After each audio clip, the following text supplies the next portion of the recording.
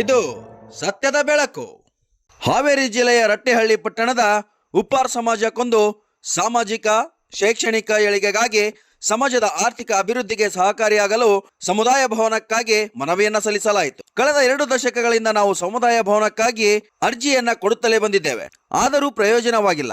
ಈಗಲಾದರೂ ನಮಗೆ 5 ಗುಂಟೆ ಜಾಗವನ್ನ ಮಂಜೂರು ಮಾಡಿಕೊಡಬೇಕೆಂದು ಪಟ್ಟಣ ಪಂಚಾಯಿತಿ ಅಧ್ಯಕ್ಷರು ಹಾಗೂ ಮುಖ್ಯ ಅಧಿಕಾರಿಗಳಿಗೆ ಮನವಿಯನ್ನ ಸಲ್ಲಿಸಲಾಯಿತು. Vajraksha news report, Kalandar ಎಲೆದಹಳ್ಳಿ, Rattehalli. ನಾವು 20 ವರ್ಷದಿಂದ ಅರ್ಜಿ ಕೊಟ್ಟಂತ ನಾವು ಬಂದಿದ್ವಿ. ನಮಗೆ ಒಂದು ಸಮುದಾಯ ಜಾಗ ಪಂಚಾಯತಿಂದ ನಮ್ಮ ಸರ್ಕಾರದಿಂದ ಮಾಡಿಕೊಡ್ಬೋದು. ನಮ್ಗೆ ಇವತ್ತಿಗೆ 20 ವರ್ಷದಿಂದ ನಮ್ಗೆ ಏನು ಕೊಟ್ಟಿಲ್ಲ.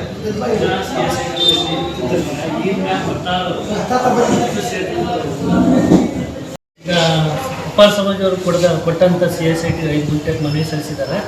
ಈಗ ಇನ್ನೂ 2-3 ಸಮಾಜದವರು ಮನವಿ ಸಲ್ಲಿಸಿದ್ದಾರೆ.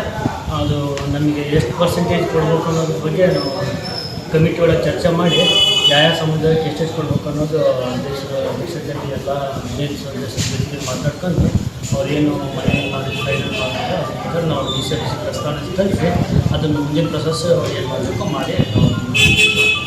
Okay sir, thank you.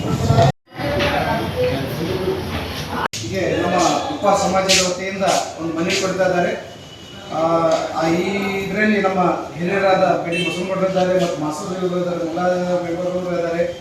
ಇವರಿಗೆಲ್ಲರಿಗೆ ನಮ್ಮ ಉಪ್ಪಾರ್ ಸಮಾಜದ ಬಗ್ಗೆ ಅನೇಕ ವಿಷಯಗಳು ತಿಳಿದು ಬಂದಿದೆ. ಮೊದಲಿಂದಲೂ ತಿಳಿದಿದೆ.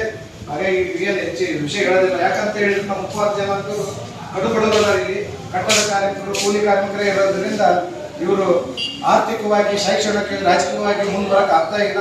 ಇವ್ರಿಗೆ ಸುಮಾರು ಒಂದು 50 ವರ್ಷದಿಂದ ನಮ್ಮ ಯಜಮಾನ ಕಡೆಯಿಂದ ಒಂದು ನಿವೇಶನ ಬೇಕಿಗೆ ಸಮುದಾಯ ಕಟ್ಟಬೇಕು, ಸಮಾಜದ ಒಂದು ಆಫೀಸ್ ಕಟ್ಟಬೇಕಂತ ಹೇಳಿದ್ರು.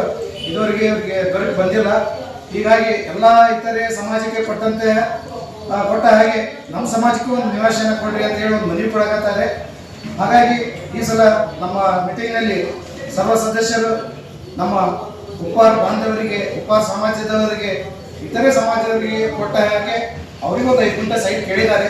ಹಾಗಾಗಿ ನಮ್ಮ ಅಧ್ಯಕ್ಷರು ಮತ್ತು ಮುಖ್ಯಾಧಿಕಾರಿಗಳು ಮತ್ತು ನಮ್ಮ ಎಲ್ಲ ಸದಸ್ಯರು ಅವರಿಗೆ ಬೇಡಿಕೆಗಳು ಈಡೇರಿಸಲಿ ಅಂತ ಹೇಳಿ ಕೇಳ್ಕೊಂತ ನಾವು ಒಂದು ಸಮಾಜ ವತಿಯಿಂದ ಮನವಿ ಕೊಡ್ತಾ ಇದ್ದೀವಿ.